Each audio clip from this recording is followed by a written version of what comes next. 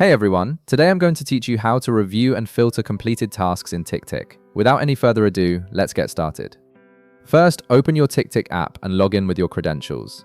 Once you're logged in and your dashboard loads, direct your attention to the left sidebar of your screen. This is where all your main navigation options are located, including your task lists and different views for organizing your work. In the left sidebar, you'll see a button labeled Completed.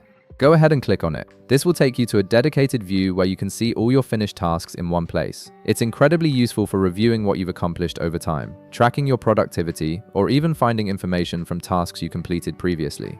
Now, once you're viewing your completed tasks, you might notice there are quite a few depending on how long you've been using Ticktick. This is where the filtering and sorting options come in handy, allowing you to narrow down exactly what you want to see instead of scrolling through everything. To start filtering your completed tasks, look at the upper left corner of the screen. You'll see a button that says All Dates. Click on this button to open up a drop-down menu. This menu gives you several time-based filtering options to choose from.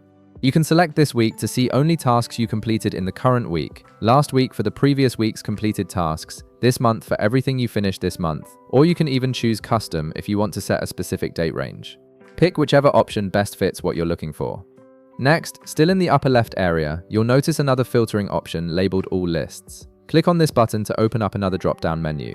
This menu allows you to filter your completed tasks by which list they originally belong to. You'll see options like Inbox, Welcome, Work, Study, or any custom lists you've created yourself. This is particularly helpful if you want to review completed tasks from just one area of your life or one specific project. Click on the list you want to filter by to select it, then click OK to apply your selection, and that's it.